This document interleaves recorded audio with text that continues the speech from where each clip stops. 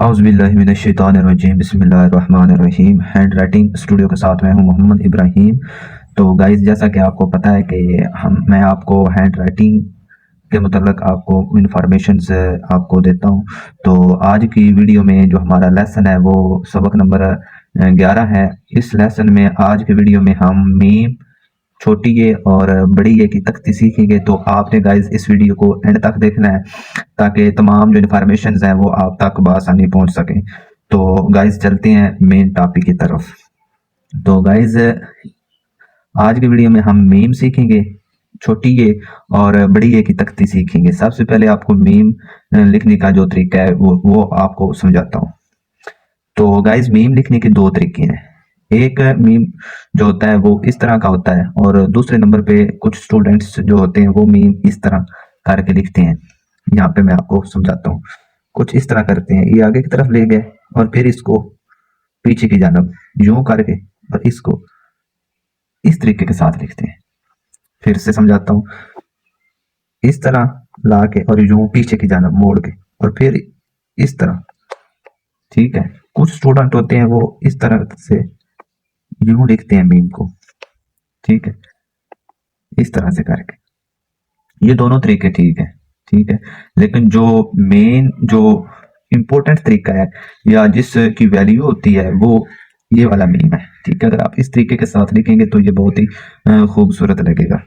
तो गाइज आपको भी मैं यही कहता हूँ कि आप इस तरीके को अपनाएं। ये भी तरीका ठीक है लेकिन ये थोड़ा सा ना अजीब लग रहा है। ठीक है, आपने जस्ट इस तरह से करना है। अगर आप इस तरह से मीम लिख रहे हैं ना तो इसके दो तरीके हैं। सबसे पहले आपने ये वाली शेप बना लेनी है। ठीक है, इस तरह से यूं कर लेना है। इसकी बार बार आपने सबसे पहले तो प्रैक्टिस कर लेनी है। ठीक है, प्रैक्टिस करने से ये होता है कि आपका जो हाथ होता है वो अपनी असल जगह में फिट हो जाता है। ठीक है, इस तरह से करके इसकी आप पहले से ना थोड़ी सी प्रैक्टिस कर लें। ये जो मीम होता है ना गाइस, ये लाइन से नीचे भी आ जाए तो इतना खास फर्क नहीं पड़ता, क्योंकि मैं लाइन से नीचे आने वाले अल्फाज के खिलाफ हूँ। ठीक है, आपको पता ही होगा कि मैं इसे मना करता हूँ। तो मीम एक ऐसा अदद है जो लाइन से नीचे भी आ जाए तो इतना खास फर्क नहीं पड़ता, लेकिन आपने इसको भी थोड़ा सा ना इतना भी नीचे नहीं आने देना कि नीचे वाला लफ्ज लिखा ही ना जाए या नीचे वाले लफ्ज की समझ ही ना आए। ये तरीका फर्स्ट वाला जो स्टेप है ये वाला है। उसके बाद जो सेकंड स्टेप है वो आपने सीधा जिस तरह अलिफ लिखा जाता है, अलिफ की शेप आपने नीचे बना देनी है इस तरह करके। ठीक है, अलिफ की तो आपको प्रैक्टिस करवाई थी। ठीक है, लेकिन फिर भी आपने प्रैक्टिस कर लेनी है। ठीक है, जो नए स्टूडेंट्स हैं उनकी बात कर रहा हूँ। तो गाइस आपने जो ये मैं इन्फॉर्मेशन आपको दे रहा हूँ, टिप्स आपको दे रहा हूँ, आपने इन टिप्स को अप्लाई करना है। इंशाल्लाह आपकी जो हैंड राइटिंग है वो ठीक होगी। ठीक है, ये जो हरूफ तहज्जी के अदाद हैं, ये मेरा जो मैंने एक टारगेट रखा हुआ है कि अगर ये हरूफ तहज्जी के अदाद आपको लिखना आ जाते हैं, लिखना सीख लेते हैं, इनके जो असूल होते हैं वो जान लेते हैं, तो आगे तो इतनी टेंशन ही नहीं होती, इतनी परेशानी नहीं बनती। हरूफ तहज्जी के अदाद अगर आप सीख लेते हैं तो जो उर्दू की हैंड राइटिंग है उसमें इतनी परेशानी नहीं बनती। ये आज का हमारा आखिरी लेसन था हरूफ तहज्जी के हवाले से। इसके बाद आपको थोड़ा थोड़ा करके ना उर्दू के हैंड राइटिंग सिखाता जाऊंगा। ठीक है, जो अल्फाज किस तरह बनते हैं या जुमले आपने किस तरह से बनाने हैं, उर्दू की हैंड राइटिंग को किस तरह से आपने खूबसूरत बनाना है, उसके साथ साथ इंग्लिश की हैंड राइटिंग भी ये आपको समझाऊंगा। ठीक है, तो ये आपने इस तरह अलिफ की भी प्रैक्टिस कर लेनी है। अब हम दोनों स्टेप्स को अप्लाई करते हैं। ये आपने इस तरह कर लेना है।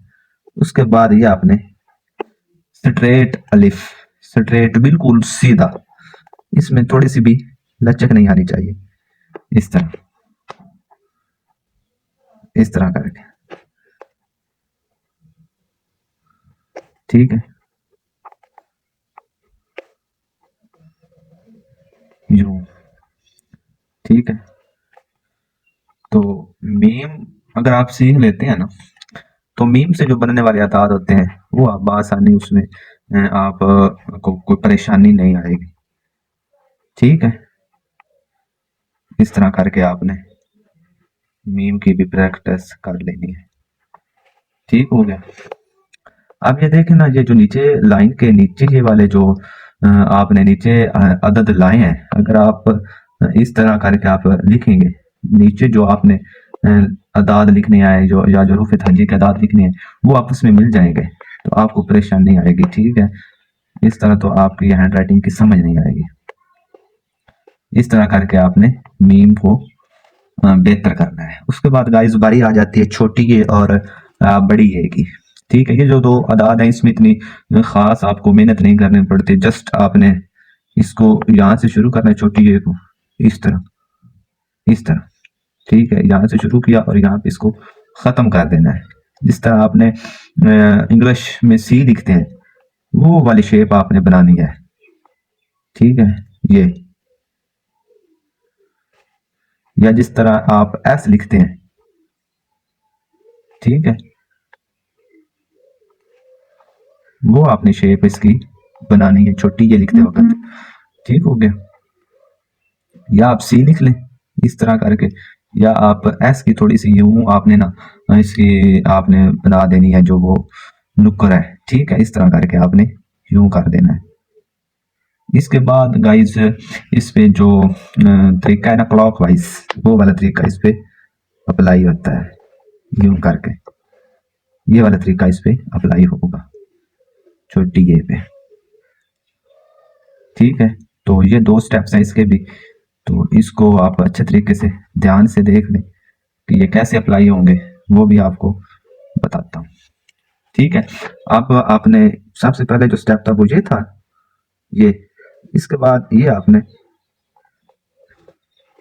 سٹیپ سیکنڈ آپ نے اپلائی کر دیا۔ یہ دیکھیں یہ کتنا خوبصورت یہ لکھا جا رہا ہے چھوٹی یہ۔ ٹھیک ہے، اس طرح کر کے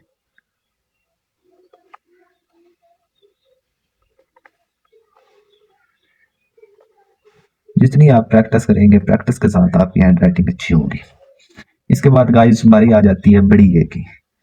بڑی اے آپ نے نا اس طرح سے،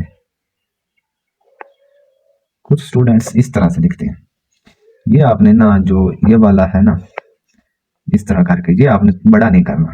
ٹھیک ہے، یہ غلط طریقہ ہے، آپ جسٹ اس طرح سے۔